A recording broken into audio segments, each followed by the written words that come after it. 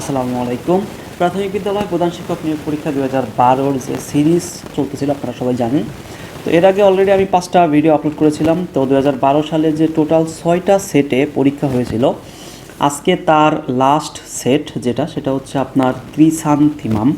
তো আমরা এই সেটের উপরে আজকে আমাদের যে টোটাল যে কোশ্চেনগুলো আছে অর্থাৎ 80টা কোশ্চেন, তো সেটার উপরে হচ্ছে আমরা ব্যাখ্যাসহ একটা সমাধান করার চেষ্টা করব। তো আপনারা সবাই জানেন যে আর কিছুদিন পরেই কিন্তু প্রাথমিক বিদ্যালয় প্রধান শিক্ষক নিয়োগ একটা পরীক্ষা চলে আসবে, যেটা 2012 সালে লাস্ট হয়েছিল। সরাসরি নিয়োগ পরীক্ষার মাধ্যমে তখন আসলে আপনার এই নিয়োগটা হতো, কিন্তু এখন মাঝে 12 বছর কিন্তু এটা ছিল না, এবং এবছর আবার এসেছে। তো আশা করি যারা খুব ভালো প্রিপারেশন নিতে পারবেন এবং এই কোশ্চেনের প্যাটার্ন বুঝতে পারবেন তারা কিন্তু অনেকটাই এগিয়ে থাকবেন। তো চলুন আমরা আমাদের আজকের যে পার্ট সেটা হচ্ছে, বা আজকের যে সেট সেটা হচ্ছে ক্রিসান্থিমাম, সেটা আমরা শুরু করি। ব্যাখ্যা সহ আমরা একটু চেষ্টা করব যে এটাগুলো আসলে পড়ার। তো আমরা একটু বড় করে নিই। দেখুন, এখানে ফার্স্ট যে কোশ্চেনটা আছে সেটা হচ্ছে আপনার কোনটি শুদ্ধ বানান। কোনটি শুদ্ধ বানান? আপনারা সবাই জানেন যে বানান থেকে কিন্তু কোশ্চেন আসে, এটা ইংরেজির একটা টপিক। তো এখানে অ্যাসার্টেইন যেটা আছে অর্থাৎ ঘ নাম্বারে, এটা হচ্ছে শুদ্ধ বানান। নিচের কোনটি শুদ্ধ, এটাও শুদ্ধ বানানের মধ্যে পড়েছে। তো এটা হচ্ছে আপনার ব্রোচার, অর্থাৎ এটা হলো আপনার এই যে এটা খ নাম্বার, BROCHURE, ঠিক আছে। এরপরে 3 নম্বরে যেটা আছে দেখুন, one should be careful about dash duty, এটা হবে ওয়ান্স। কেননা আমরা জানি যে এই যে ওয়ান, যে যদি সাবজেক্ট থাকে তার পসেসিভ ফর্ম হিসাবে আসলে ওয়ান্স বসে, ঠিক আছে। ওয়ান যখন আসলে সাবজেক্ট হিসাবে ইউজ হবে কোনো একটা সেন্টেন্সে, তখন তার পসেসিভ যে ফর্ম সেটা সবসময় কিন্তু কী হবে, ওয়ান্স হবে। এরপরে যে কোশ্চেনটা আছে সেটা হচ্ছে, the nurse attend dash the patient, ঠিক আছে। এটা হবে attend two, the nurse attend to the patient. এরপরে এটা একটা অ্যাপ্রোপ্রিয়েট প্রিপোজিশন, আপনারা সবাই জানেন। তো সেখান থেকেই কোশ্চেনটা আসা। এবং অনেকেই আসলে দেখবেন এখানে বলে যে সেই 12 সালের কোশ্চেন সলভ করে আসলে কী হবে, 12 সালের কোশ্চেন সলভ করে কোনো লাভ হবে? এখন তো আসলে প্যাটার্ন চেঞ্জ, সব চেঞ্জ। ভাই, এখানে যে কোশ্চেনগুলো এসেছে আমি মিলাই দেখছি, রিসেন্ট যে পরীক্ষাগুলো হচ্ছে এখান থেকে ওই টপিক অনুসারেই, ওই টপিক থেকেই কোশ্চেনগুলো আসতেছে, এবং অনেক সময় হুবহু এগুলোও চলে আসতেছে। সুতরাং আপনার পড়ে রাখলে কিন্তু কোনো লস নাই। আপনি যদি এগুলো শেষ করে রাখেন আপনার কিন্তু কোনো লস নাই। আপনি রিসেন্ট যেগুলো সেগুলো তো অবশ্যই পড়বেন, রিসেন্ট পিএইচডির যে কোশ্চেন সেগুলো অবশ্যই আপনি সলভ করবেন, পাশাপাশি এগুলো পড়ে রাখলে কিন্তু কোনো লস নেই। আমি চেষ্টা করব আমার নেক্সট এপিসোডগুলো, অর্থাৎ নেক্সট যে পার্টগুলো আসবে সেগুলো আসলে রিসেন্ট পিএসসি যে পরীক্ষাগুলো নিচ্ছে, যে জবের পরীক্ষাগুলো নিচ্ছে সেগুলোর সলিউশন দেওয়ার, যদি আপনারা চান সেটা কমেন্টস করবেন। আমি তার প্রেক্ষিতে আসলে নেক্সট যে ভিডিওগুলো দিব সেটা আসলে পিএসসির রিসেন্ট জব সলিউশন নিয়ে আসলে দেওয়ার চেষ্টা করব। তো চলো না পরবর্তী কোশ্চেনে যাই, সেটা হচ্ছে নিচের কোন বাক্যটি শুদ্ধ। দেখুন এখানে ক নাম্বার আছে, he requested for my help. এখানে ফর না, এখানে অ্যাকচুয়ালি টু বসবে। খ নাম্বারে আছে, time and tight wait for no man. এখানে নো ম্যান হবে না, এটা হবে হচ্ছে আপনার ওয়েট ফর নান, NONE, তার মানে এটা অশুদ্ধ। The horse and carriage is at the door, এটা সঠিক, এটাই হবে হচ্ছে সঠিক উত্তর। ঘ নাম্বারে আমরা একটু দেখি, the ship with its crew were lost. এখানে ওয়ার না, এটা হবে হচ্ছে আপনার ওয়াজ লস্ট। আপনারা জানেন যে প্রভাব যেগুলো আছে, বাগধারা, প্রবাদ প্রবচন আমরা যেটা বলি, এই প্রবাদ প্রবচনগুলো কিন্তু একদম হুবহু সেন্টেন্সই আসলে আপনাকে দিতে হবে। যদি কোথাও একটা এস থাকে এস দিতে হবে, এস না থাকলে এস আপনি দিতে পারবেন না। সো এগুলো আসলে ওইভাবে মুখস্থ করে ফেলতে হবে। আচ্ছা, চলে যাই আমরা পরবর্তী যে কোশ্চেন আছে সেগুলোতে। পরবর্তী কোশ্চেনটা আছে দেখুন, নিচের কোন বাক্যটি শুদ্ধ। এখানে নিচের কোন বাক্যটি হচ্ছে, I am feeling unwell the sceneries. দেখুন এখানে এই যে সিনারিস কখনো কিন্তু এই যে এখানে ইয়েস বা ইয়েস যুক্ত আছে, অর্থাৎ সিনারি কখনোই প্লুরাল ফর্মে হয় না, ঠিক আছে। Let UNI dash do it, এখানে UNI এরপরে কিন্তু সাবজেক্টিভ বসে না, আই বসে না, এটা বসবে যে মি যেখানে আছে এটা, অর্থাৎ এটা ঘ নাম্বার হবে।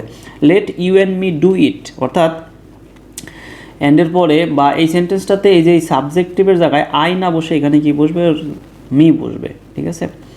কোনটি কিন শব্দের সমর্থক শব্দ। কিন শব্দের সমর্থক শব্দ হচ্ছে আপনার ইগার। কিন মানে হচ্ছে আপনার এখানে অতি উৎসাহী, ইগার মানে অতি উৎসাহী, পেসিমিস্টিক মানে হচ্ছে হতাশাপূর্ণ, আর ইনডিফারেন্ট যেটা আছে, ইনডিফারেন্ট মানে হচ্ছে আপনার উদাসীন। সুতরাং কিনের সমার্থক শব্দ হবে ইগার।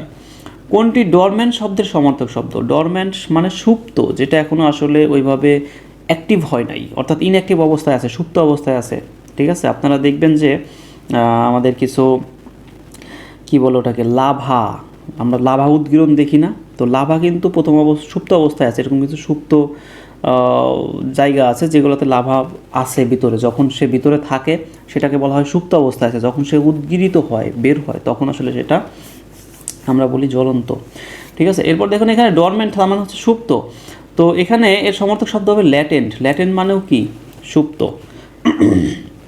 এখানে ফিউটাইল যেটা আছে, ফিউটাইল মানে হচ্ছে আপনার ব্যর্থ। অ্যাক্টিভ তো বুঝতেছেন যে এই অ্যাক্টিভ মানে কিন্তু আপনার সক্রিয়, অর্থাৎ এই ডরমেন্টের যদি আমি বলি যে বিপরীত শব্দ কোনটা, সেটা কিন্তু অ্যাক্টিভ হবে। ডরমেন্টের সমার্থক শব্দ যদি বলি সেটা ল্যাটেন্ট, ইনঅ্যাক্টিভ, অর্থাৎ সে সুপ্ত অবস্থায় আছে, এখনও অ্যাক্টিভ হয় নাই। বাট এটার যদি বলতো যে আপনার বিপরীত শব্দগুলো, তখন হয়তো আপনার অ্যাক্টিভ। অর্থাৎ যদি আমাকে অ্যান্টোনিম জিজ্ঞাসা করতো, তাহলে আমি এখানে অ্যাক্টিভ যে উত্তরটা আছে সেটা আমি দিতাম। ওকে, আমরা চলে যাই পরবর্তী যে কোশ্চেন আছে। পরবর্তী কোশ্চেনটা আছে হু ইজ কলিং মি। বাক্যের প্যাসিভ ফর্ম কী হবে? Who is calling me. এখানে এটা হবে হচ্ছে অবশ্যই বাই হুম দ্বারা শুরু হবে, কারণ আমরা জানি যে এই অ্যাক্টিভ প্যাসিভ করতে গেলে বা ভয়েস চেঞ্জ করতে গেলে যদি ডাব্লিউএস কোশ্চেন দ্বারা কোনো সেন্টেন্স শুরু হয়, সেই ডাব্লিউএস কোশ্চেন দ্বারা সেন্টেন্স শুরু হলে সেখানে হচ্ছে আপনার বাই হুম দিয়ে শুরু হয়। তো বাই হুমের পরে অবশ্যই বি ভার্ব আসবে। দ্যাট মিনস বাই হুম, এই যে অ্যাম আছে, দেখুন এরপরে কিন্তু বি ভার্ব নাই, সাবজেক্ট চলে আসছে, এটা হবে না। এটার পরে সাবজেক্ট চলে আসছে, এটা হবে না। এটার পরে কিন্তু বি ভার্ব আসছে, কিন্তু বি ভার্বটা আসতে হবে কিসে? এটা দেখুন আপনার ইজ কলিং, দ্যাট মিনস এটা কিন্তু প্রেজেন্ট কন্টিনিউয়াস টেন্সে আছে। তো প্রেজেন্ট কন্টিনিউয়াস টেন্সের যে বি ভার্ব সেটা আসবে। প্রেজেন্ট কন্টিনিউয়াস টেন্সের বি ভার্ব কোনটা? এম আই বিং হবে। বিং কেন হবে? কারণ আমরা জানি কন্টিনিউয়াস হলে বিং হয়। ঠিক আছে, so by whom am I being called, that means এটা হবে উত্তর। আর এখানে দেখুন হ্যাভ আসছে, পারফেক্টের আপনার বি ভার্ব চলে আসছে, এটা কিন্তু হবে না। ঠিক আছে, এটা হবে না। তো ওকে, আমরা চলে যাই পরবর্তী যে কোশ্চেন আছে সেটাতে। পরবর্তী কোশ্চেন কি আসে আপনার? Panic seized the writer.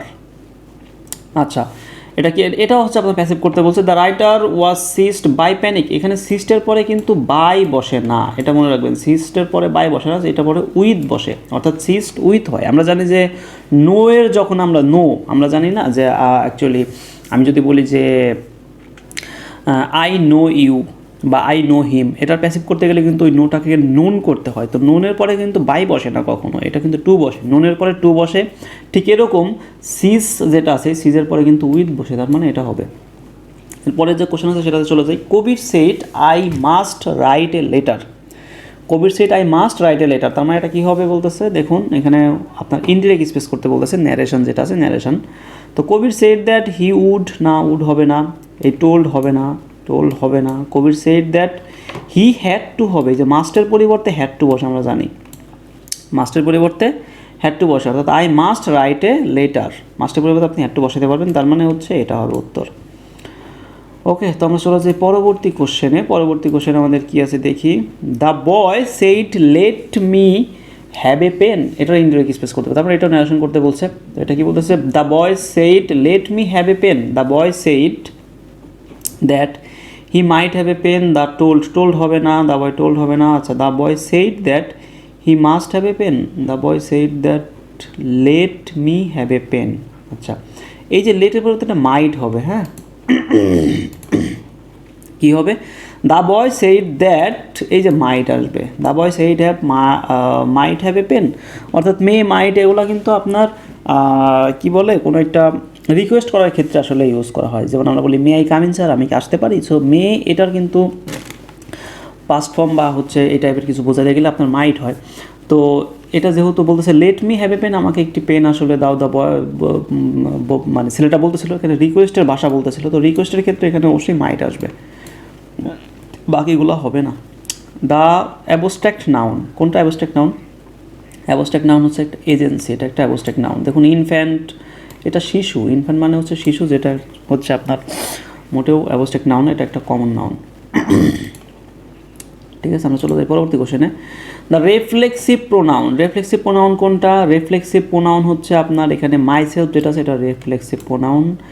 ইজটা হচ্ছে আপনার রেসিপ্রোকাল প্রোনাউন, তারপরে হচ্ছে আপনার এখানে হু যেটা আছে এটা রিলেটিভ প্রোনাউনও হয়, আবার হচ্ছে আপনার ইন্টারোগেটিভ প্রোনাউনও হয়। ওকে, এরপরে চলে যায় পরবর্তী কোশ্চেনে। রুট অ্যান্ড ব্রাঞ্চ এটা একটা আপনার ইডিয়ম অ্যান্ড ফ্রেজ বলতে পারেন। রুট অ্যান্ড ব্রাঞ্চ মানে কি? মানে হচ্ছে কমপ্লিটলি বা সম্পূর্ণভাবে। রুট অ্যান্ড ব্রাঞ্চ মানে কমপ্লিটলি বা সম্পূর্ণভাবে। বাড়িতে ব্যবহৃত ফ্রিজে হিমায়ক রূপে ব্যবহৃত হয়। হিমায়ক রূপে কী ব্যবহৃত হয়? ফ্রেয়ন। এখন যদিও ফ্রেয়ন নাই, ফ্রেয়নের পরিবর্তে অন্য একটা কেমিক্যাল ইউজ করা হয়, কারণ এই ফ্রেয়নটা আমরা জানি যে আমাদের পরিবেশের জন্য খুবই ক্ষতিকর। ঠিক আছে, ফ্রেয়নটা খুবই ক্ষতিকর, বিকজ এই ফ্রেয়ন হচ্ছে আপনার কি করে, এই যে আমাদের যে কার্বন ডাইঅক্সাইড আছে, এই কার্বন ডাইঅক্সাইডকে সে ধরে রাখে এবং পরিবেশের তাপমাত্রা বাড়ায় দেয়। পাশাপাশি সে ওজোন স্তর আছে, এই ওজোন স্তর ক্ষয়ের জন্য সে দায়ী। ঠিক আছে, তো এই জন্য হচ্ছে এটা আমরা এখন ইউজ করি না বা ইউজ করা হয় না, এর পরিবর্তে অন্য একটা কেমিক্যাল ইউজ করা হয়। তো যাই হোক, আমরা চলে যাই পরবর্তী কোশ্চেনে। পরবর্তী কোশ্চেন কী আছে? রেল লাইনের ফিশ প্লেট কী কাজে ব্যবহৃত হয়? রেল লাইনের ফিশ প্লেট ব্যবহৃত হয় হচ্ছে আপনার এই যে দুইটি রেলকে সংযুক্ত করতে। ফিশ প্লেট আমরা জানি যে রেল লাইনের মাঝে মাঝে কিন্তু ফাঁকা অবস্থান থাকে, ফাঁকা জায়গা থাকে।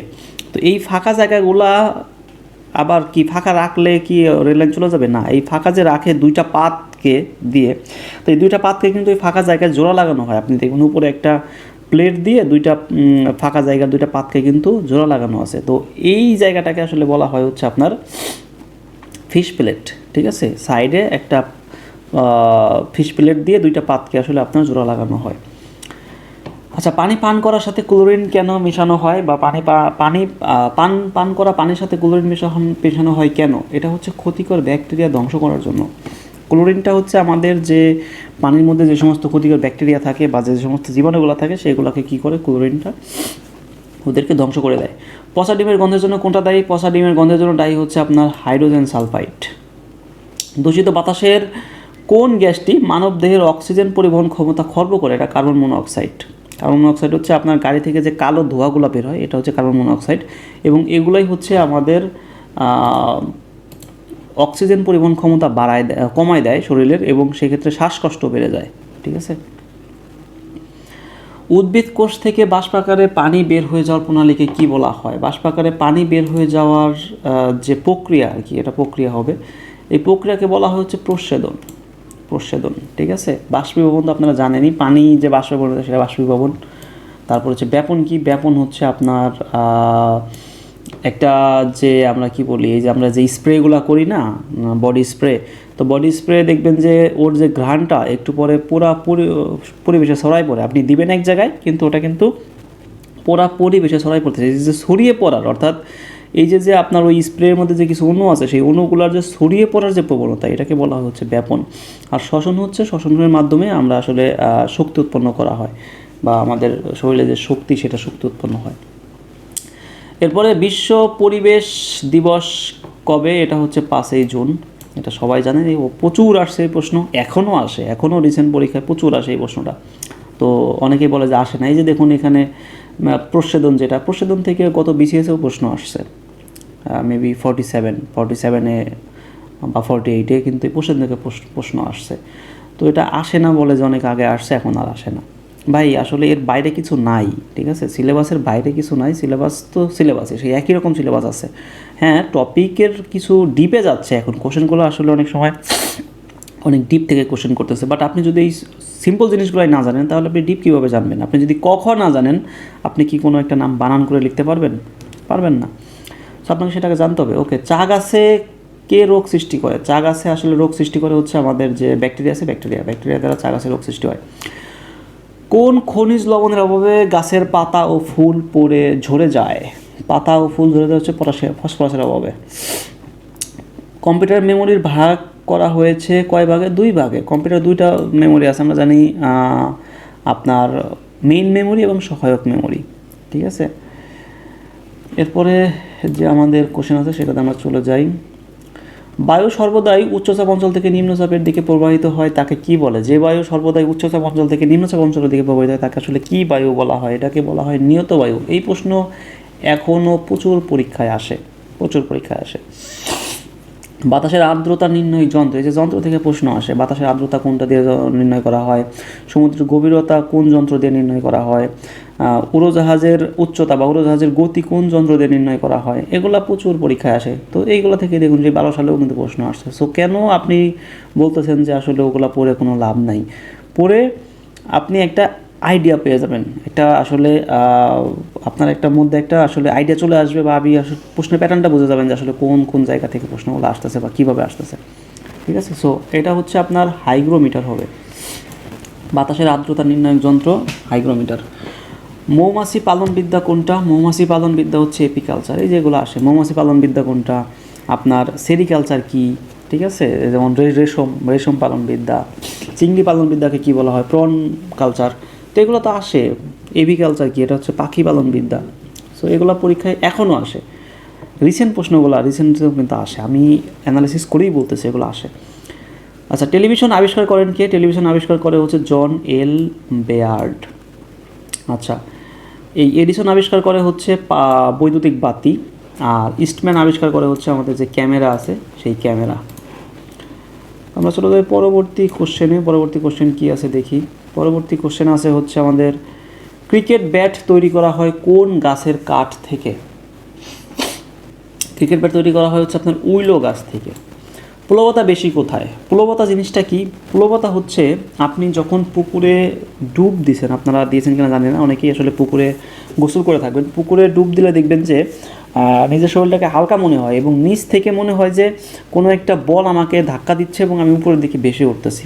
আপনি ডুব দিয়ে যদি শক্তি ওখানে ব্যবহার না করেন, ডুব দিয়ে জাস্ট চুপচাপ থাকবেন, কোনো শক্তি ইউজ করবেন না বা কোনো এনার্জি ইউজ করবেন না, দেখবেন যে আপনি অটোমেটিক্যালি ভেসে উঠতেছেন। অর্থাৎ নিচ থেকে কোনো একটা বল আপনাকে ঠেলে উপরের দিকে ওঠাচ্ছে।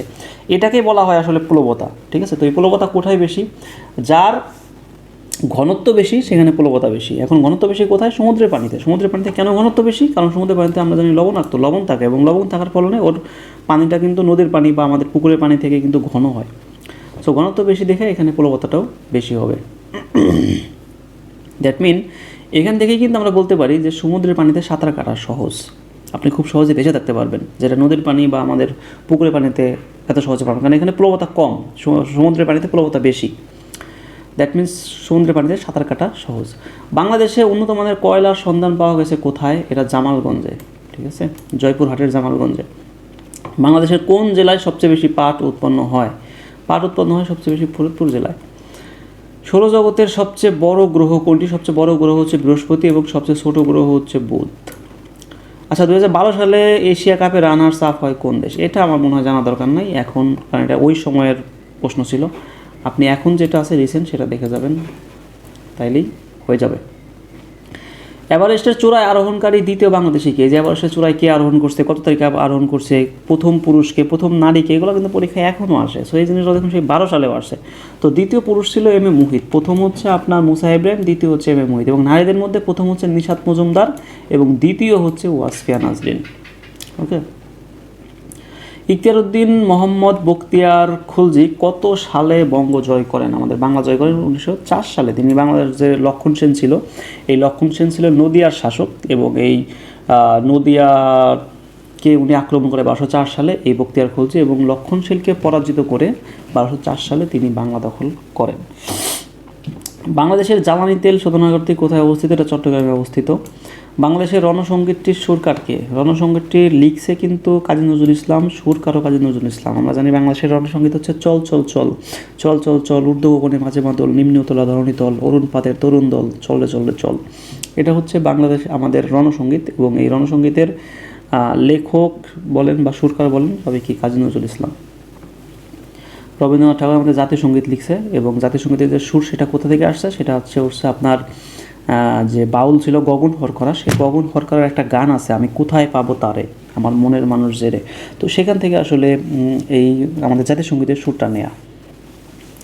দক্ষিণ তালপট্টি দ্বীপটি কোন নদীর মোহনায় অবস্থিত? দক্ষিণ তালপট্টি দ্বীপটি হচ্ছে আপনার হারিয়ামাঙ্গা নদীর মোহনায় অবস্থিত। এটা নিয়ে ভারতের সাথে আমাদের বিরোধ ছিল, এটা সাতক্ষীরাতে অবস্থিত ছিল, এবং এটা আসলে এখন আর নাই, এটা তলিয়ে গেছে, বঙ্গোপসাগরে এর উপস্থিতি ছিল আর কি। সাধারণ পরিষদের বার্ষিক নিয়মিত অধিবেশন শুরু হয় কখন? এটা হচ্ছে সেপ্টেম্বর মাসের 3য় মঙ্গলবার থেকে। ঠিক আছে, সেপ্টেম্বরের 3য় মঙ্গলবার। জাতিসংঘ মহাসচিবের মেয়াদকাল কত বছর? এটা 5 বছর। পৃথিবীর সর্ববৃহৎ তামার খনি কোন দেশে অবস্থিত? সর্ববৃহৎ তামার খনি হচ্ছে চিলিতে।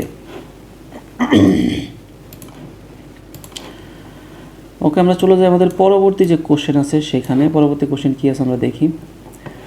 ঢাকার কেন্দ্রীয় শহীদ মিনারের স্থপতি কে? ঢাকার কেন্দ্রীয় শহীদ মিনারের স্থপতি আমরা জানি হাবিবুর রহমান, তিনি কিন্তু কেন্দ্রীয় শহীদ মিনারের স্থপতি।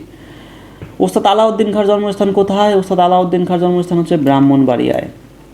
মালয়েশিয়া এবং সুমাত্রাকে পৃথক করেছে কোন প্রণালী?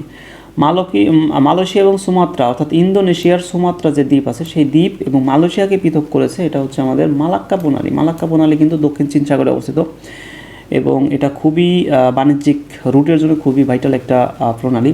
আর এদিকে পক প্রণালীর কথা বললে এটা হচ্ছে ভারত আর শ্রীলঙ্কার মাঝখানে অবস্থিত। জিব্রাল্টার প্রণালী আছে হচ্ছে আপনার আফ্রিকা এবং ইউরোপকে পৃথক করেছে, যার এক পাশে ইউরোপের মধ্যে পড়েছে স্পেন এবং আফ্রিকাতে আছে মরক্কো, অর্থাৎ মরক্কো এবং স্পেনের মাঝখানে এই জিব্রাল্টার প্রণালী অবস্থিত। আর ডোভার প্রণালী কোথায়? এটা হচ্ছে আপনার আমরা জানি আমাদের যে প্যারিস অর্থাৎ ফ্রান্স এবং হচ্ছে আপনার ইউকে যুক্তরাজ্য এবং ফ্রান্সের মাঝখানে হচ্ছে এই ডোভার প্রণালী অবস্থিত। তো বাংলাদেশের ব্যাংকের প্রথম গভর্নর কে ছিলেন? বাংলাদেশ ব্যাংকের প্রথম গভর্নর ছিলেন এএন হামিদুল্লাহ। এখন যদি বলে আপনার বাংলাদেশ ব্যাংকের বর্তমান গভর্নর কে, বাংলাদেশ ব্যাংকের বর্তমান গভর্নর কিন্তু এই রিসেন্ট চেঞ্জ হয়েছে। আজকে কত? মার্চের 1 তারিখ 2026, ঠিক 2-3 দিন আগেই বাংলাদেশ ব্যাংকের গভর্নর চেঞ্জ হয়েছে। অর্থাৎ অন্তর্বর্তীকালীন যে সরকার ছিল ইউনূস সরকারের আমলের যে গভর্নর ছিল মনসুর আহমেদ, ওনাকে আসলে সরাই দিয়ে এখন যে সরকার বিএনপি সরকার তারা আসলে একজন গভর্নর নিযুক্ত করেছে যার নাম হচ্ছে মোহাম্মদ মুস্তাকুর রহমান এবং তিনি একজন পেশায় ছিলেন একজন আসলে গার্মেন্টস ব্যবসায়ী। হেরা সুয়েটার্স লিমিটেড তার একটা গার্মেন্টস আছে নারায়ণগঞ্জে, তো তিনি সেখানকার এমডি এবং পাশাপাশি এখন তাকে আসলে বাংলাদেশ ব্যাংকের গভর্নর হিসেবে নিয়োগ করা হয়েছে। অর্থাৎ আমরা বলতে পারি বর্তমান গভর্নরের নাম কি? বর্তমান গভর্নরের নাম হচ্ছে মোহাম্মদ মুস্তাকুর রহমান। পৃথিবীর সর্বাপেক্ষা বড় দ্বীপ কোনটি? পৃথিবীর সর্বাপেক্ষা বড় দ্বীপ হচ্ছে গ্রিনল্যান্ড। এই গ্রিনল্যান্ড অবস্থিত উত্তর আমেরিকাতে, যেটা কানাডার পাশে অবস্থিত এবং এটার নিয়ন্ত্রণ করে কিন্তু ডেনমার্ক, ইউরোপের ডেনমার্ক। আপনারা জেনে থাকবেন কিছুদিন আগে কিন্তু যুক্তরাষ্ট্র অর্থাৎ ইউএসএ বা ডোনাল্ড ট্রাম্প কিন্তু এই গ্রিনল্যান্ড দখল করার জন্য বারবার বলতেছিল আমাদের গ্রিনল্যান্ড লাগবেই, আমাদের জাতীয় নিরাপত্তা বাড়ানোর জন্য আমাদের গ্রিনল্যান্ডটা দরকার। ঠিক বিপরীতে ডেনমার্কের পাশে কিন্তু পুরো ইউরোপ ছিল এবং পুরো ইউরোপ ওখানে বলতেছিল যে হ্যাঁ এটা আসলে ঠিক না, এটা আসলে ডেনমার্কের জায়গা, ডেনমার্কেরই থাকবে, যুক্তরাষ্ট্র বা ইউএসএ এটা কখনো দখল করতে পারবে না। তো এখন আবার আপাতত এটা অফ আছে। ওকে, আমরা চলে যাই পরবর্তী কোশ্চেনে, অর্থাৎ এটা এখনও ডেনমার্কের অধীনেই আছে। 76 মন্বন্তর সংগঠিত হয়েছিল কত সালে? 76 মন্বন্তর সংগঠিত হয়েছিল ইংরেজি 1770 সালে এবং বাংলা 1176 সালে। বাংলা 1176 বঙ্গাব্দে এটা হয়েছিল বিদায় এটাকে বলা হয় 76 মন্বন্তর। 76 মন্বন্তরটা আসলে কি কেন হয় দেখুন, 1765 সালে মীর কাসিম ও বক্সারের যুদ্ধ হয় 1764 সালে এবং ওই যুদ্ধে হচ্ছে আপনার ইংরেজদের কাছে যখন এই মীর কাসিম হেরে যায় তখন বাংলার যে নবাব ছিল শাহ সুজা, আমার যতটুকু মনে পড়ে, তো ওনার সাথে হচ্ছে আপনার শাহ সুজা আর Bahadur Shah, I don't know, এটা একটু চেক করে নেবেন। তো ওই সময়ের যে মোগল সম্রাট ছিল আর কি, উনি ওই মোগল সম্রাটের সাথে ইংরেজদের একটা আপনার ডিল হয়। ইংরেজদের পক্ষে ছিল তখন রবার্ট ক্লাইভ। একটা ডিল হয় যে ঠিক আছে আমরা এই বাংলা বিহার উড়িষ্যা কীভাবে চালাবো, আমাদেরকে আপনার রাজস্ব যে হবে রাজস্ব আমরা হচ্ছে এখান থেকে কালেক্ট করব এবং রাজস্ব নীতি আমরা এখানে প্রয়োগ করব, ঠিক আছে। অর্থাৎ টাকা পয়সা অর্থ লেনদেনের যে বিষয়গুলো সেগুলো ইংরেজরা দেখবে আর প্রশাসনিক বা শাসন ব্যবস্থা সেটা দেখবে কে? সেটা দেখবে হচ্ছে সম্রাট। অর্থাৎ এই যে বিষয়টা ব্যবস্থাটাকে বলা হয় দ্বৈত শাসন নীতি। এই দ্বৈত শাসন নীতি নিয়ে আসে 1765 সালে রবার্ট ক্লাইভ, যেখানে ইংরেজরা দেওয়ানি লাভ করে, বাংলার দেওয়ানি লাভ করে এবং তারা রাজস্ব আদায় করে এবং অনেক বেশি রাজস্ব ধার্য করে এদেশের কৃষকদের উপরে, মানুষের উপরে, এবং তারা অত্যাচার চালাতে থাকে, যার ফলে দেখা যায় এবং ওই সময় অনাবৃষ্টিও ছিল। তো সব মিলায়া কী হয়, এই 1765 থেকে ঠিক 1770 সালে 5 বছরের ব্যবধানে গিয়ে সেখানে একটা দুর্ভিক্ষ হয় এবং সেই দুর্ভিক্ষটাই হচ্ছে আপনার 76 মন্বন্তর নামে পরিচিত। ওকে, এরপরে আসি পরবর্তী কোশ্চেনে, পৃথিবীর সবচেয়ে জনবহুল দেশ কোনটা? পৃথিবীর সবচেয়ে জনবহুল দেশ ওই সময়ে ছিল কিন্তু চীন, কিন্তু এখন কিন্তু ভারত। পৃথিবীর সবচেয়ে জনবহুল দেশ এখন ভারত, সেকেন্ডে আছে চীন। আচ্ছা, এরপরে চলে আসতেছে আমাদের ম্যাথ। আপনারা জানেন যে আমরা অঙ্কগুলা বোর্ডে গিয়ে আপনাদের প্রতিটা ম্যাথ আমি আসলে হাতে কলমে করাই দিব এবং বোঝাই দিব। তো ম্যাথগুলো আমরা জাস্ট এখানে স্কিপ করে যাচ্ছি। আমরা এই শেষে আর কি, এই ভিডিও শেষে, অর্থাৎ ভিডিওর আমার এই অন্যান্য যে টপিকগুলো আছে, থিওরিটা শেষ হয়ে গেলে আমি আপনাদেরকে ম্যাথটা করাই দিব। এগুলোতেও এখানে ম্যাথ আছে আমি দেখতেছি। আচ্ছা, আমরা চলে যাই পরবর্তী। এই যে 63 নাম্বার যে কোশ্চেনটা আছে এটা দেখুন, জহির রায়হান রচিত বরফগোলা নদী কি? বরফগোলা নদী হচ্ছে একটা উপন্যাস। বরফগোলা নদী একটা উপন্যাস। জহির রায়হানের কিন্তু অনেক কালোজয়ী উপন্যাস আছে, আপনারা অনেকেই পড়ে থাকবেন, 1000 বছর ধরে একটা উপন্যাস। তারপরে হচ্ছে আপনার এই যে আরেক ফাল্গুন, এটা হচ্ছে ভাষা আন্দোলন ভিত্তিক প্রথম উপন্যাস জহির রায়হানের, আরেক ফাল্গুন। সেখানে একটা বিখ্যাত উক্তি আছে, আসছে ফাল্গুনে আমরা দ্বিগুণ হব। ঠিক আছে। এরপরে জহির রায়হানের আরও আছে হচ্ছে শেষ বিকেলের মেয়ে।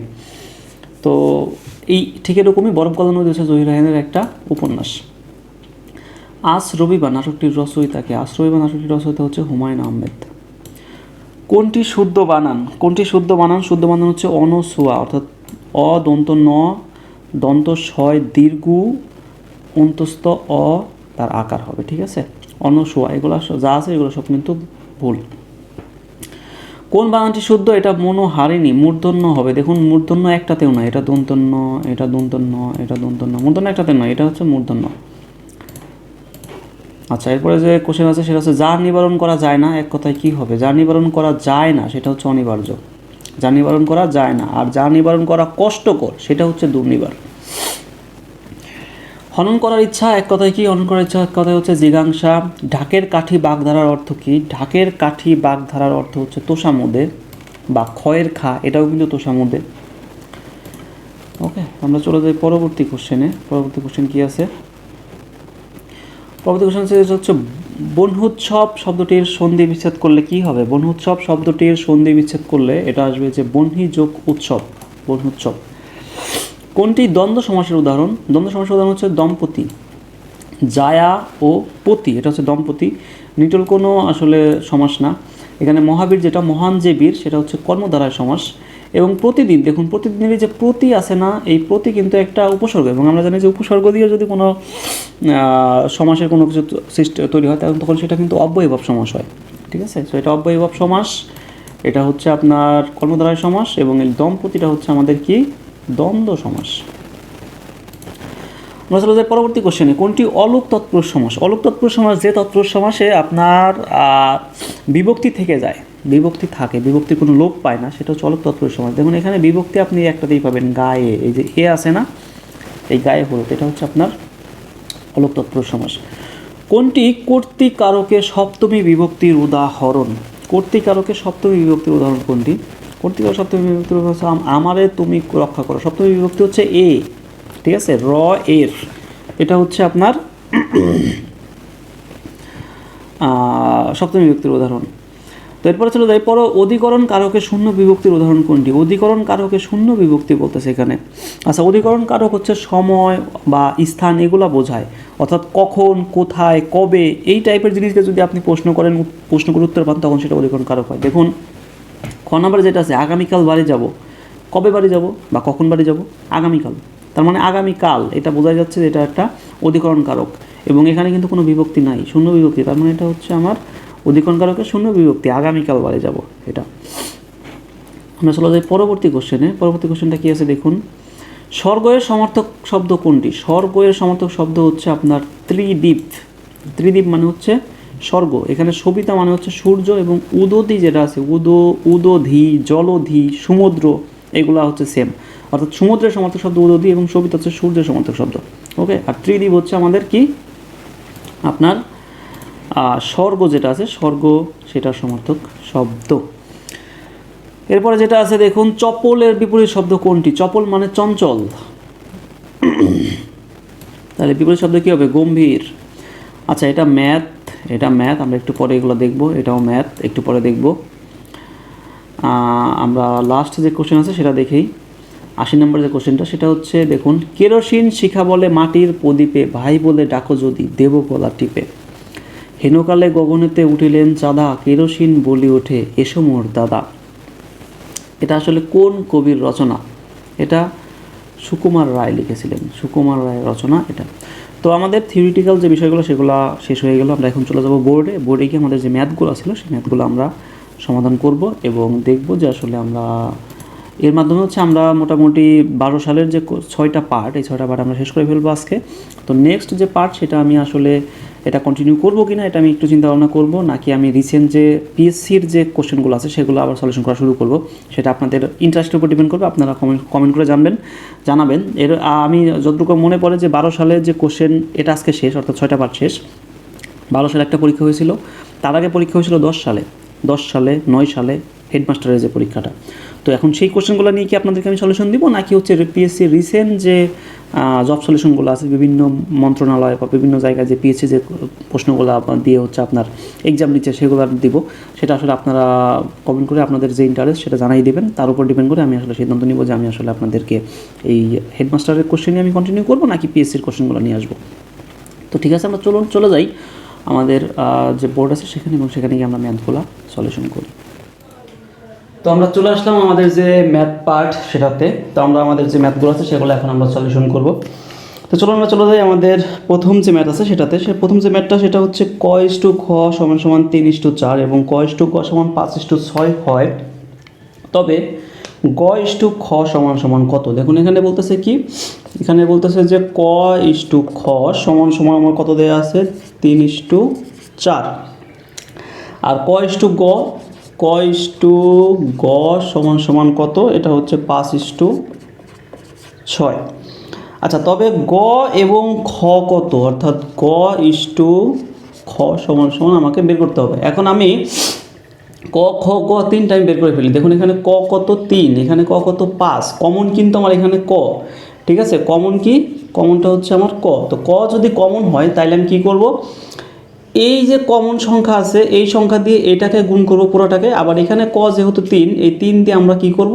এটাকে পুরোটাকে গুণ করে দিব। তাহলে আমার কি আসবে দেখুন, আমি যদি এটাকে 1 নম্বর সমীকরণ, এটাকে 2 নম্বর সমীকরণ ধরি, তাহলে আমি যদি এখানে লিখি 1 ও 2 হতে কি করব? আমি 1 নাম্বারকে গুণ করব কত দ্বারা? 5 দ্বারা, ও 2 নাম্বারকে গুণ করব কত দ্বারা? 3 দ্বারা। তাহলে আমি কি পাবো? তাহলে আমি এখানে পাবো দেখুন, এটাকে 5 দ্বারা যদি গুণ করি তাহলে কত আসবে? 15:4=20। আবার এটাকে যদি আমি দেখুন আপনার এই করি 3 দ্বারা গুণ করি, 2কে এটা গুণ করা শেষ, এটাকে 3 দ্বারা গুণ করলে কত? 3×5=15, অর্থাৎ সেই 15, কয়ের মান তো সেই 15ই আসবে। অর্থাৎ প্রথমে ক ইস টু খ সমান সমান আসবে এত, এবং পরে আবার কি আসবে আপনার ক ইস টু গ সমান সমান কত আসবে? এটাকে যদি আমি আবার সেইটা দ্বারা গুণ করি, 3 দ্বারা গুণ করি, তাহলে 3×5=15 এবং 3×6=18। তাহলে আমি আলটিমেটলি কী লিখতে পারতেছি এখানে? ক ইস টু খ ইস টু গ। দেখুন এখানে কয়ের মান কিন্তু সেম, কয়ের মান দুটো সেম হয়ে গেছে, সমান। অর্থাৎ যেটা কমন থাকে এই ধরনের ম্যাথ করতে, যেটা কমন থাকে সেটাকে আমাকে কী করতে হবে? সমান করে ফেলতে হবে। দুইটা সমীকরণেই যেন সমান থাকে। তাহলে ক হচ্ছে আমি লিখব 15, ক্ষয়ের মান কত? ক্ষয়ের মান দেখুন এখানে যে 20, ক্ষয়ের মান 20, আর গয়ের মান কত? গয়ের মান হচ্ছে এই যে 18, ঠিক আছে? তার মানে হচ্ছে আমার কী দাঁড়ালো? 15, 20 এবং 18। তাহলে এখন এখানে আমাকে বের করতে বলছিল কি, এই যে গ ইস টু খ। তাহলে গ ইস টু খ সমান সমান আমরা এখন কী লিখতে পারি? গয়ের মান কত? গয়ের মান হচ্ছে 18 লিখতে পারি। আর ক্ষয়ের মান কত? ক্ষয়ের মান হচ্ছে 20, তাহলে আমি এখানে 20 লিখতে পারি। তাহলে 18:20, দেখুন এটাই আছে। এটা কিন্তু আর একটু ভাঙা যাইতো, ঠিক আছে? যেহেতু 2 দ্বারা কমন যায়, তাহলে আমি এটাকে 9:10 লিখতে পারতাম। আলটিমেটলি 9:10 যদি থাকে তাহলে সেটাও কিন্তু উত্তর হইতো। তো ঠিক আছে, আমাদের প্রথম ম্যাথটা সলিউশন হয়ে গেল। আমরা চলে যাবো পরবর্তী যে ম্যাথ সেটাতে। পরবর্তী ম্যাথ হচ্ছে পিতা ও পুত্রের বর্তমান বয়সের সমষ্টি 60 বছর এবং তাদের বয়সের অনুপাত 7:3। আচ্ছা, 8 বছর পূর্বে তাদের বয়সের অনুপাত কত ছিল? তাহলে পিতা ও পুত্রের বর্তমান বয়সের সমষ্টি বলতেছে 60 বছর। আমি ধরি পিতার বর্তমান বয়স এক্স, ঠিক আছে? পিতার বর্তমান বয়সটা এক্স ধরি, আর কি পুত্রের বর্তমান বয়স ধরি হচ্ছে ওয়াই। তাহলে প্রথম শর্ত মতে আমরা কি লিখতে পারি? এখানে প্রথম শর্ত মতে আসতেছে কি, যে পিতা ও পুত্রের বর্তমান বয়সের সমষ্টি 60 বছর। তাহলে বর্তমান বয়স যদি ওর এক্স হয়, এক্স প্লাস ওয়াই সমান সমান কত? 60। এটা আমার 1 নম্বর সমীকরণ, ঠিক আছে? এরপর এবং তাদের বয়সের অনুপাত বলতেছে কত, 7:3। তাদের বয়সের অনুপাত কত, 7:3। 8 বছর পূর্বে তাদের বয়স কত, তার বয়সের সমষ্টি হচ্ছে তাদের অনুপাত বলতেছে। তাহলে আমি যদি x/y সমান সমান কত দিই, এখানে 7/3, এটা তো অনুপাত নাকি, অনুপাত মানেই হচ্ছে ভাগ। তাহলে এখান থেকে আমি একটু ভাঙতে পারি, এখানে এই আর গুণ করতে পারি, আর গুণ করলে এখানে 3x সমান সমান 7y আসে। তো 3x সমান সমান যদি 7y আসে, আমি এখন এটাকে 2 নম্বর সমীকরণ ধরলাম। আর এই যে 1 নম্বর সমীকরণ, আমি 1 নম্বর সমীকরণটার সাথে এখানে 3x বানাই দিই, যাতে আমি এই মানটা ওখানে বসাইতে পারি। তো বসানোর জন্য আমি এটাকে 3 দ্বারা গুণ করে দিই, অর্থাৎ 1-এর সাথে আমি কি করব, 3 দ্বারা গুণ করে কি পাবো, 3x প্লাস 3y সমান সমান এখানে কত, 318, তার মানে হচ্ছে 180 পাবো। এখন দেখুন এই 3x এর মান কত, 7y, তাহলে আমি এখানে 7y বসাই দিই। 7y বসাই দিলে এখানে 3y থাকলো, এখানে 180 থাকলো। এখানে দুইটা যোগ করলে কত আসতেছে, 10y সমান 180। 10 এই পাশে গিয়ে ভাগ করলে y এর মান কত আসতেছে, 18। তাহলে y এর মান 18 মানে কি, এই যে পুত্রের বয়স হচ্ছে আমার 18, ঠিক আছে, পুত্রের বর্তমান বয়স হচ্ছে 18। এখন এই y এর মানটা আমি আবার 2 নম্বরে বসাই। তাহলে 2 নং হতে কী পাবো, 2 নং হতে পাচ্ছি, যদি আমি এই ওয়াইয়ের যে মানটা আছে এই মানটা আমি কোথায় বসাবো, এই যে 2 নম্বরে বসাবো। 2 নম্বরে বসাইলে ওয়াইয়ের জায়গায় 2 নম্বরে বসাইলে এখানে কী আসবে, এখানে 3x সমান সমান হচ্ছে 7 × 18। তাইলে 3x সমান সমান 7 কত, 56, 6 আমার 5, 7 7 আর 5 কত, 12। তাহলে x সমান সমান এক্ষেত্রে যদি আমি 3 দ্বারা যদি এটাকে ভাগ করে দিই, তাহলে কত আসবে, এখানে 4 2 42। তার মানে হচ্ছে বাবার বয়স কত, বাবার বর্তমান বয়স হচ্ছে 42, ঠিক আছে। তাহলে এখানে কিন্তু আমরা বর্তমান বয়স পেয়ে গেলাম, অর্থাৎ পিতার বর্তমান বয়স 42 এবং পুত্রের বর্তমান বয়স হচ্ছে 18। কিন্তু আমার উত্তরে কী চেয়েছে, 8 বছর পরে তাদের বয়সের অনুপাত কত ছিল, 8 বছর পূর্বে। 8 বছর পূর্বে যেহেতু বলছে 8 বছর আগে, তাহলে বয়স এখান থেকে 8 বিয়োগ, এখান থেকে 8 বিয়োগ করে দেন, তাহলে কত আসে দেখুন তো, এটা আসবে হচ্ছে 34 আর এটা আসবে কত, 10। তাহলে 8 বছর পূর্বে, 8 বছর পূর্বে তাদের অনুপাত, আচ্ছা এখানে বয়সের অনুপাত লিখলে ভালো হয়, আমি জাস্ট জায়গা স্বল্পতার কারণে লিখলাম। 8 বছর পূর্বে তাদের বয়সের অনুপাত কত হচ্ছে আমার, 34:10, ঠিক আছে, 34:10। এখন এখানে কিন্তু কাটাকাটি যায়, যে একটু আগেই দেখাইছিলাম, 2 দ্বারা কাটলে কত আসবে, এখানে 17:5। তো খ নাম্বার উত্তরটাই হচ্ছে আমার উত্তর, 17:5, এটাই হচ্ছে আমার আলটিমেটলি আনসার। তো ঠিক আছে, আমরা চলে যাবো পরবর্তী যে কোশ্চেন আছে সেটাতে, বা পরবর্তী যে ম্যাথটা আছে সেটা। দেখুন আমাদের পরবর্তী যে ম্যাথ সেটা আছে হচ্ছে, পরীক্ষায় ক এর প্রাপ্ত নম্বর যথাক্রমে 85 এবং 80। চতুর্থ পরীক্ষায় কত পেতে হলে তাকে তার গড় প্রাপ্ত নম্বর 82 হবে। 3টা পরীক্ষায় ক নামে ধরেন একজন ব্যক্তি, সে 3টা পরীক্ষায় 75, 85 এবং 80 পাইছে। চতুর্থ পরীক্ষায় কত পাইলে তার গড় প্রাপ্ত নম্বর হচ্ছে 82 হবে। এটা একদম সিলি, এটা আমি ধরে নিই চতুর্থ প্রাপ্ত নম্বর হচ্ছে সে এক্স পাইতে হবে। চতুর্থ অর্থাৎ 4 নম্বর যে পরীক্ষা, তাকে সেখানে এক্স মার্ক পেতে হবে। তাহলে এক্স মার্ক পেতে হলে তাহলে 4টা পরীক্ষার গড় কত হবে দেখুন তো, 75, 85, 80, এই 3টা পরীক্ষা, আর আমি ধরলাম চতুর্থ পরীক্ষা এক্স পাইতে হবে। এখন এই 4টা পরীক্ষার গড় আমরা যদি করি, তাহলে আমরা গড়টা এভাবে করি, 4 দ্বারা ভাগ করে দিব, দিলে বলতেছে প্রাপ্ত নম্বর হবে 82, এই যে 82 আসবে, ঠিক আছে। এটাই হচ্ছে ম্যাথ মেনলি। এখন এখানে কাটাকাটি করে এক্সের মানটা বের করলে হয়ে যাবে, অর্থাৎ আর গুণ করে দেবো। আমি এদিকে যদি যোগ করে দিই কত আসে দেখুন তো, 5 5 10 0, হাতে আমার 1 1 আর 8 9, 9 আর হচ্ছে 8 17, 17 আর হচ্ছে 7 কত হয়, 17 আর 7 হচ্ছে আপনার 24, উপরে 240 প্লাস এক্স, আর এই 4টা আমি পাশে ওর সাথে গুণ করে দিই। এই 4 হচ্ছে আপনার 82-এর সাথে গুণ হয়ে যাবে, 82-এর সাথে গুণ হলে 4 2 8, 4 8 কত 32, 328। তাহলে এক্স সমান সমান কত হবে, 328 থেকে 240 বিয়োগ করে দিলে কত আসবে, এখানে দেখুন এখানে আসবে 8, 4 আছে কত হলে 12 হবে, 8 হলে হাতে আমার 1 1 আর 2 3 3 3 0, তাহলে আমার এটা উত্তর হবে 88। অর্থাৎ এখানে 88 পাইলে তার প্রাপ্ত নম্বর হচ্ছে 82 হবে। ওকে, তো চলে যাই আমরা পরবর্তী যে ম্যাথ আছে সেটাতে। পরবর্তী ম্যাথটা হচ্ছে 3 বছর আগে ক ও খ এর গড় বয়স ছিল 15। 3 বছর আগে ক ও খ এর গড় বয়স ছিল 15 বছর। ক খ গ এর বর্তমান বয়সের গড় হচ্ছে 20 বছর। 6 বছর পরে গ এর বয়স কত হবে? আচ্ছা, আমরা আগে বর্তমানটা দেখি। বলতেছে ক খ গ এর বর্তমান বয়স, গড় বয়স 20 বছর।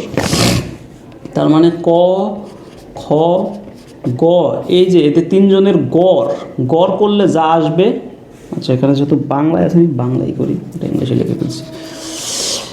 এখানে গড় করলে যেটা আসবে সেই গড়টা হচ্ছে কত, 20 বছর। তাহলে ক খ গ এর বয়সের সমষ্টি কত হবে, 3 দিয়ে 20টা গুণ করে দিলে 60 আসবে। তিনজনের বয়সের সমষ্টি কিন্তু এখন এই মুহূর্তে দাঁড়ায় 60 বছর, ঠিক আছে।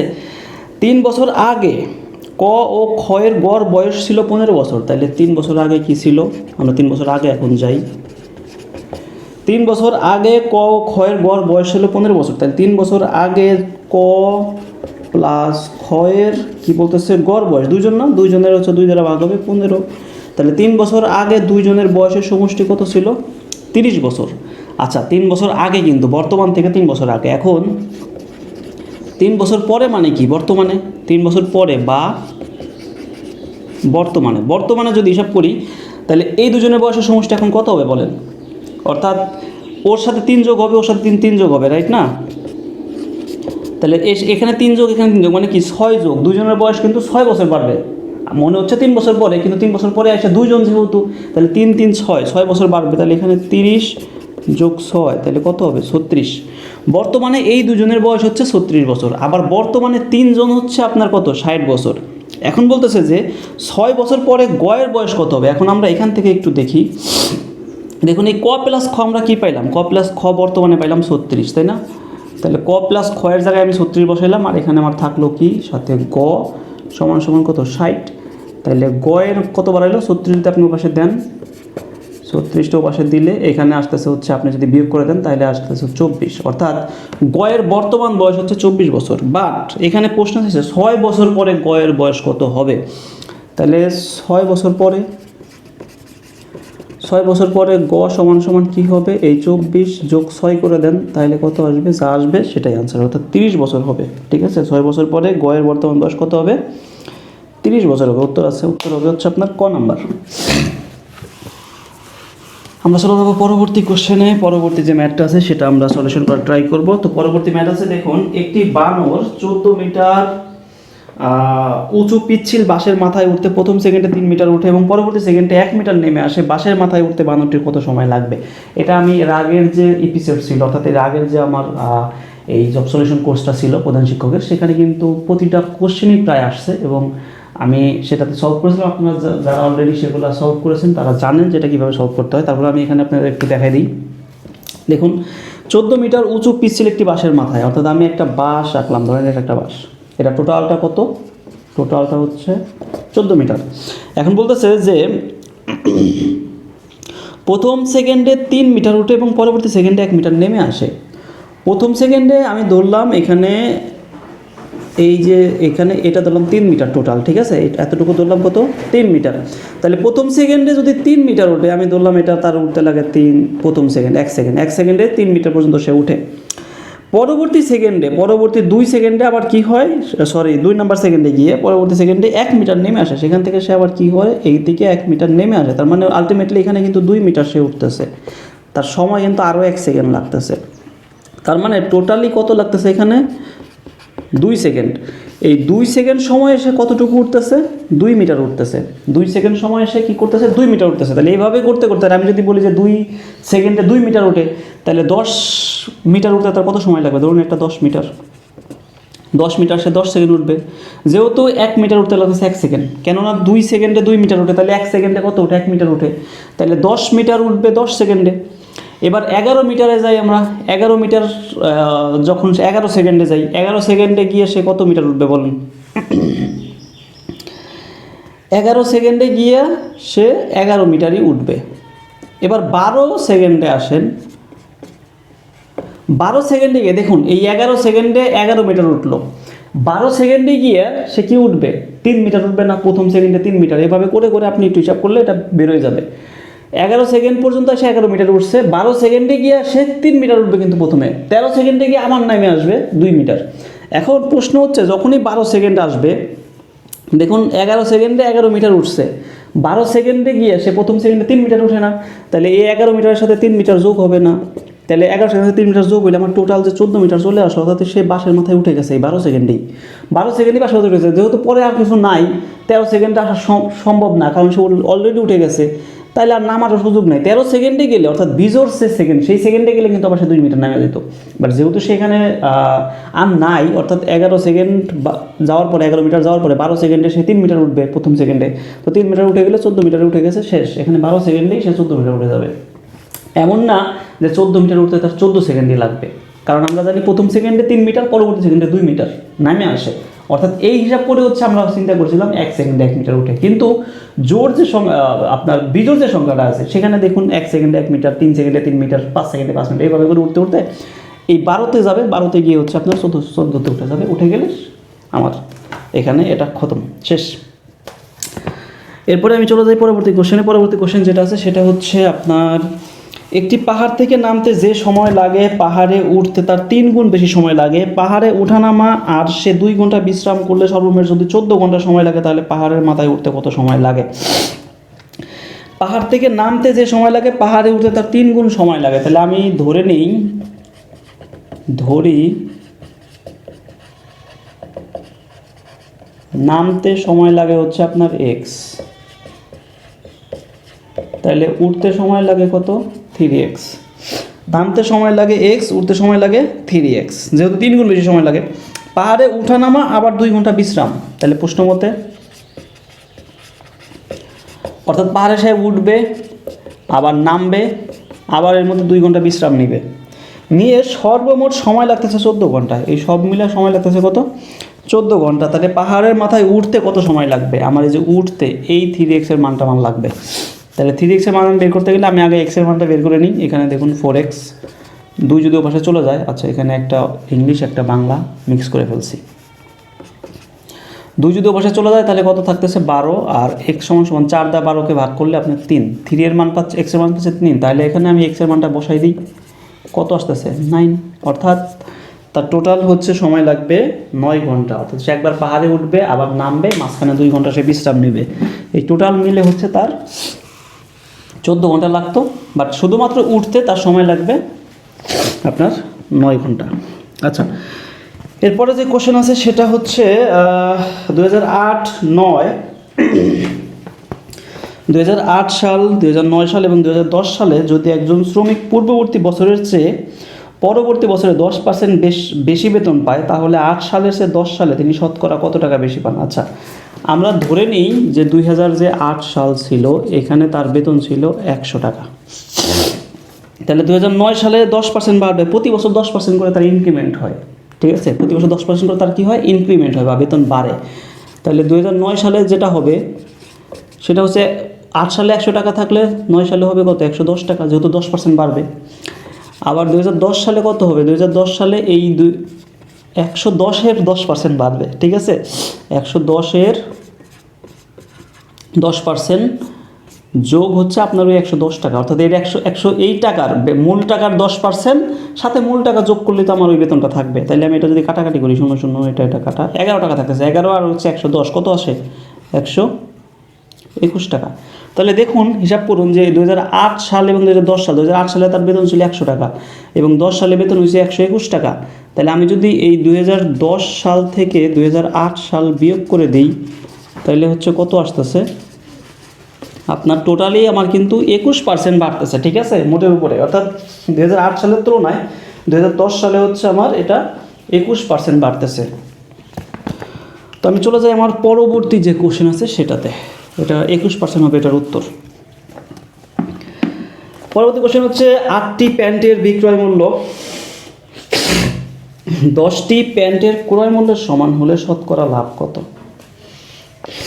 8টি প্যান্টের বিক্রয় মূল্য 10টি প্যান্টের ক্রয় মূল্যের সমান হলে শতকরা কত লাভ হবে, ঠিক আছে? তো আমি ধরি 8টি প্যান্টের বিক্রয় মূল্য 10টি প্যান্টের ক্রয় মূল্যের সমান বলেছে, তাহলে শতকরা লাভ কত হবে? আচ্ছা, আমি আগে ক্রয় মূল্য এবং বিক্রয় মূল্যটা বের করে ফেলি। আমার ক্রয় মূল্য কত টাকা, বিক্রয় মূল্য কত টাকা আছে দেখুন। আমি যদি ধরি 10টি প্যান্টের ক্রয় মূল্য x টাকা, 10টি প্যান্টের ক্রয় মূল্য কত? x টাকা। তাহলে একটি প্যান্টের ক্রয় মূল্য কত আসবে? x/10। তাহলে 8টি প্যান্টের ক্রয় মূল্য কত আসবে? 8টি প্যান্টের ক্রয় মূল্য আসবে হচ্ছে 8x/10 টাকা। ঠিক আছে, এটাকে আমি যদি কাটাকাটি করে দিই তাহলে আমার এখানে উপরে থাকতেছে 4x/5 টাকা। 8টা প্যান্টের ক্রয় মূল্য হচ্ছে এত টাকা। এবার আসি 8টা প্যান্টের বিক্রয় মূল্য কত। দেখুন 10টা প্যান্টের ক্রয় মূল্য কিন্তু x টাকা, আর 8টা প্যান্টের ক্রয় মূল্য হচ্ছে এত টাকা। এখন এখানে যেটা বলতেছে যে 8টা প্যান্টের বিক্রয় মূল্য 10টা প্যান্টের ক্রয় মূল্যের সমান, তাহলে 8টা প্যান্টের ক্রয় মূল্য হচ্ছে এত টাকা। এবার 8টি প্যান্টের বিক্রয় মূল্য কত? প্রশ্নে বলে দেয়া আছে 8টি প্যান্টের বিক্রয় মূল্য 10টি প্যান্টের ক্রয় মূল্যের সমান। 10টি প্যান্টের ক্রয় মূল্য কত ছিল? এই যে x টাকা, তাহলে 8টি প্যান্টের বিক্রয় মূল্য আমার x টাকা। তাহলে আমি পেয়ে গেলাম 8টি প্যান্টের ক্রয় মূল্য হচ্ছে এত এবং 8টি প্যান্টের বিক্রয় মূল্য হচ্ছে এত। তাহলে এখানে আমার লাভ কত দেখুন তো। লাভ আমি কি বিক্রয় মূল্য থেকে ক্রয় মূল্য বাদ দেবো না, বিক্রয় মূল্য থেকে বাদ দেবো হচ্ছে আমার ক্রয় মূল্য। তার মানে হচ্ছে এখানে 4x/5, এখানে 5x - 4x = কত? x/5 টাকা। এইটা কিন্তু আমার লাভ। এই টাকাটা লাভ, এই টাকাটা লাভ হয়েছে কোন টাকার উপরে? আমার পুঁজি ছিল হচ্ছে যে ক্রয় মূল্য ছিল 4x/5, ঠিক আছে। তাহলে আমি এখন 4x/5 এটা হচ্ছে আমার পুঁজি ছিল কিন্তু, তাহলে আমি এখানে লিখতে পারি যে এই 4x/5 টাকায় লাভ, 5 টাকায় লাভ কত টাকা হয়েছে? যে x/5, 1 টাকায় লাভ কত? এটার নিচে চলে আসলে এই পাশে গুণ হয়ে 5 উপরে চলে যাবে, এখানে 4x হবে। 1 টাকায় লাভ হতে 100 টাকায় লাভ কত? যেহেতু পার্সেন্ট হিসাব করতে হবে, শতকরা কত বলছে, শতকরা মানে 100 আমরা জানি। তাহলে এখানে দেখুন x/5 গুণন 5/4x গুণন 100, এই 5 কাটা, এখানে x কাটা, এখানে 4 দিয়ে 100কে কাটলে থাকতেছে 25। তার মানে হচ্ছে আমার এটা উত্তর হচ্ছে 25%। তো এটা হচ্ছে আমার আলটিমেটলি উত্তর হবে হচ্ছে 25% লাভ হবে। ঠিক আছে, চলো আমি পরবর্তী যে কোশ্চেন আছে সেটাতে।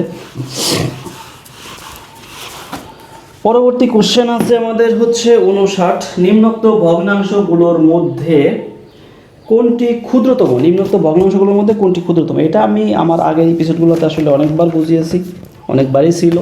তো তারপরেও আমি আবার একটু দেখি এখানে কোনটা সবচেয়ে ক্ষুদ্রতম। এখানে ক নাম্বারে যেটা আছে সেটা হচ্ছে 3/4, তারপরে যেটা আছে খ নাম্বারে 5/6, গ নাম্বারে আছে 7/9 এবং ঘ নাম্বারে আছে 11/18। কোনটি ক্ষুদ্রতম? এখন দেখুন এখানে আমরা যদি একটু আপনার করি, কি বলে এটাকে, কাটাকাটি করি। এখানে আমি যদি দশমিক দিয়ে দিই, একটা শূন্য দিয়ে দিই, তাহলে আমি এটাকে ভাগ করতে পারবো। সেটা ভাগ করতে পারবো কীভাবে? 4 × 7 = 28, ঠিক আছে। আমি তো একটা পয়েন্ট পর্যন্ত আগে করি। এরপরে এটা 50, সেটাকে দশমিক দিয়ে 50 দিয়ে দিই, তাহলে 6 × 8 = 48। এটাকে দশমিক দিয়ে আমি 70 করাই দিই, এখানে হচ্ছে 7 × 9 = 63। আর এখানে যদি আমি দশমিক দিয়ে 110 করে দিই, তাহলে এখানে আমার যাবে হচ্ছে আপনার 7 যাবে, এখানে হচ্ছে 6 যাবে। এখানে দেখুন 6 দিয়ে যদি আমি 18কে গুণ করি, 6টা কত? 48 8 হাতে আমার 4, 6কে 6 4 10, 108, আর 18 মানে আরও বেশি হয়ে যায়। তার মানে হচ্ছে এখানে ধরবে 0.6। আমি একটা করে ঘর বের করে দিয়ে বুঝতেছি যে আমার সবচেয়ে ক্ষুদ্রতম কোনটা, 0.6 যেটা সেটা। তার মানে হচ্ছে আমার উত্তর হবে 11/18 যেটা সেটা। ঠিক আছে, আমি পরবর্তী যে কোশ্চেন আছে সেটাতে চলে যাই। পরবর্তী কোশ্চেনটা হচ্ছে আমার কোন ত্রিভুজের মধ্যমাগুলো যে বিন্দুতে ছেদ করে তাকে কি বলে? কোন ত্রিভুজের মধ্যমাগুলো যে বিন্দুতে ছেদ করে, একটা ত্রিভুজ আগে বুঝি মধ্যমা কি। একটা ত্রিভুজের মধ্যমা হচ্ছে, আমরা জানি প্রতিটা ত্রিভুজের, একটা ত্রিভুজের 3টা বাহু থাকে। তো 3টা বাহুর, প্রতিটা বাহুর কিন্তু একটা মধ্যবিন্দু থাকে। আমরা প্রতিটা বাহুর একটা মধ্যবিন্দু ধরে নিই আনুমানিক, যেটা এখানে এটা মধ্যবিন্দু, এটার মধ্যবিন্দু। এই প্রতিটা বাহুর এই মধ্যবিন্দু, আমি যদি তার বিপরীত কোণ, দেখুন এটা একটা কোণ, এই কোণের বিপরীত বাহু এটা, এই কোণের বিপরীত বাহু এটা, এবং এই কোণের শীর্ষবিন্দু যেটা, শীর্ষকোণ যেটা, শীর্ষকোণের বিপরীত বাহু কিন্তু এটা। তাহলে প্রতিটা কোণের বিপরীত বাহুর উপরে যদি আমি একটা ওই মধ্যবিন্দু বরাবর একটা লম্ব আঁকি, ঠিক আছে, এই মধ্যবিন্দু বরাবর যদি একটা লম্ব আঁকি, এই যে, তাহলে এই প্রতিটা যে বাহুগুলো আসলো এগুলোকে বলা হচ্ছে আমার কি? মধ্যমা। অর্থাৎ একটা কোণ থেকে তার বিপরীত বাহুর মধ্যবিন্দুতে যে সরলরেখা আঁকা হয় বা যে লম্ব আঁকা হয় বা যে রেখা আঁকা হয় সেই রেখাগুলোকে বলা হয় মধ্যমা। তার মানে এই প্রতিটা তিনটা কিন্তু মধ্যমা। এখন এই মধ্যমা যদি এইভাবে আমি আঁকি, একটা কোণ থেকে তার বিপরীত বাহুর মধ্যবিন্দুতে যে মধ্যমাগুলো আঁকা হয়, সেই মধ্যমাগুলো যে বিন্দুতে ছেদ করে, এই বিন্দুতে ছেদ করে, এই বিন্দুর নাম তখন কি হবে? এই বিন্দুর নাম হবে তখন হচ্ছে আপনার ভরকেন্দ্র। এই বিন্দুর নাম হবে কি?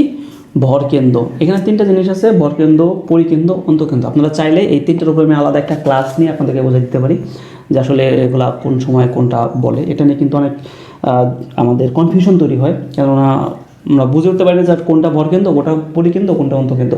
তো আমাদের যেহেতু এখানে চেয়েছে যে কোন ত্রিভুজের কোন ত্রিভুজের মধ্যমাগুলো, আচ্ছা কোন ত্রিভুজের মধ্যমাগুলো যে বিন্দুতে ছেদ করে তাকে কি বলে? কোন ত্রিভুজের মধ্যমাগুলো যে বিন্দুতে ছেদ করে তাকে বলা হয় ভরকেন্দ্র।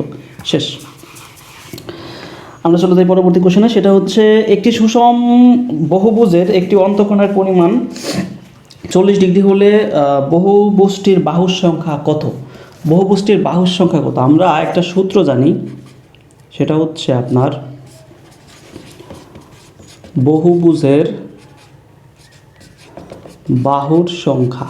বহুভুজের বাহুর সংখ্যা সমান সমান হচ্ছে আপনার, বহুভুজের বাহুর সংখ্যা সমান সমান হচ্ছে আপনার 360 বাই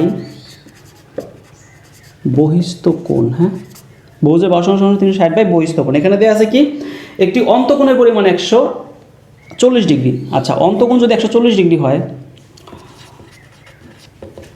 অন্তঃকোণ যদি, আচ্ছা কারেন্ট চলে গেল, ওকে আমরা দেখি। অন্তঃকোণ যদি 140 ডিগ্রি হয়, অন্তঃকোণ যদি 140 হয়, তাহলে অন্তঃকোণ যদি 140 হয় তাহলে বহিস্থ কোণ কত? বহিস্থ কোণ হবে হচ্ছে, আপনি 180 থেকে অন্তঃকোণ যদি বাদ দেন তাহলে যা থাকবে সেটাই হচ্ছে আমার বহিস্থ কোণ। অর্থাৎ বহিস্থ কোণ হচ্ছে অন্তঃকোণ হচ্ছে 140 ডিগ্রি যদি হয় তাহলে বহিস্থ কোণ কত হবে? অর্থাৎ আমরা জানি একটা সরল রেখা 180 ডিগ্রি হয়, সেই সরল রেখা থেকে যদি আপনি অন্তঃকোণ বাদ দেন তাহলে বহিস্থ কোণ পাবেন, বা সেই সরল রেখা যদি আপনি বহিস্থ কোণ বাদ দেন তাহলে কী পাবে? অন্তঃস্থ কোণ পাবেন। তাহলে আমরা বহিস্থ কোণ কত পাইলাম? 40 ডিগ্রি পাইলাম। তাহলে আমরা এখানে বসাই দিই। আমরা যদি একটা সূত্র জানি 360 বাই 40, তাহলে এখানে দেখুন কাটাকাটি করলে 4 নং 36, অর্থাৎ বাহুর সংখ্যা হবে হচ্ছে কত? 9টা। ঠিক আছে, টোটাল 9টা বাহুর সংখ্যা এখানে থাকবে। আচ্ছা দেখা যাচ্ছে, আশা করি। কারেন্ট নাই, কারেন্ট চলে গেল। তার একটা দুইটা ম্যাথ আছে, এটা হয়ে যাবে ইনশাল্লাহ। তো আমরা সলভ করার ট্রাই করি। দেখুন পরবর্তী যে কোশ্চেনটা আছে সেটা হচ্ছে এক্স প্লাস 1/x সমান 6 হলে x square plus 1/x square সমান কত? এখানে বলতেছে এক্স প্লাস 1/x সমান 6 হলে বের করতে বলতেছে 1 এত সমান সমান কত? তাহলে এটা সূত্র যদি আমি বলি যে a square plus b square সূত্র আমি ফেলি। A square plus b square সূত্র হচ্ছে a plus b whole square minus 2ab। এখানে কিন্তু এক্স এক্স কাটা যাবে, আর এখানে যেহেতু এইটার মান কিন্তু 6 দেওয়া আছে, 6 স্কোয়ার মাইনাস 2, এখানে এক্স এক্স কাটা, তাহলে এখানে 36 মাইনাস 2 সমান সমান কত? এটার উত্তর হবে 34। ঠিক আছে, ওকে আমরা চলে যাই আমাদের পরবর্তী যে কোশ্চেন আছে সেটাতে। পরবর্তী কোশ্চেনটা হচ্ছে আমাদের 4x স্কোয়ার মাইনাস 28x এর সাথে কত যোগ করলে যোগফলটি পূর্ণবর্গ হবে? 4x স্কোয়ার মাইনাস 28x এর সাথে কত যোগ করলে যোগফল পূর্ণবর্গ হবে? আমরা দেখি এখানে 2x এর সাথে আমি স্কোয়ার দিয়ে দিই, অর্থাৎ a স্কোয়ার মাইনাস সূত্রের 2a হচ্ছে 2x, আর আমি b কত বসাইলে এখানে 28x হবে সেটা আমাকে বসাইতে হবে। দেখুন এখানে অলরেডি 2 দুগুণা 4x হয়েছে, তো 4x হলে 4-এর সাথে কত গুণ করলে 28 হয়? 7 গুণ করলে 28 হয়, তাই না? তাহলে আমার এইটাকে বাংলা এতটুকু হইলো না। দেখুন এখানে 2x এর উপর স্কোয়ার দিয়েছি, 4x আছে, আর এখানে 2 দুগুণা 4, 4 7 28x আছে। তাহলে a স্কোয়ার মাইনাস 2ab হচ্ছে আমার 7। আমি কিন্তু একটা সূত্রের ফর্মেটে নিয়ে যাচ্ছি এটা। তাহলে b যদি 7 হয় তাহলে 7 স্কোয়ার দিয়ে দেবো। তাহলে এখানে আমাকে কত যোগ করতে হচ্ছে আলটিমেটলি? আমার এই যে এতটুকু কিন্তু আমার উপরেই আছে, এই মানটা আর এই মানটা কিন্তু সেম। তাহলে আমাকে যোগ করতে হতেছে আলটিমেটলি এই যে এটা, অর্থাৎ 7 স্কোয়ার, আর 7 স্কোয়ার মানে কত? 49। তাহলে আমাকে মেনলি 49 এটার সাথে যোগ করলে আমার এটা হচ্ছে কী হবে? একটা পূর্ণবর্গ সংখ্যা হবে। ওকে, তো আমরা চলে যাই পরবর্তী যে কোশ্চেন আছে সেটাতে। লাস্ট কোশ্চেনটা হচ্ছে বার্ষিক শতকরা 6 টাকা হার সুদে কত সময়ে 450 টাকা সুদ আসলে 558 টাকা হবে? দেখুন এখানে বলতেছে সুদ আসলে আমার আসল কত, আসল 450 টাকা।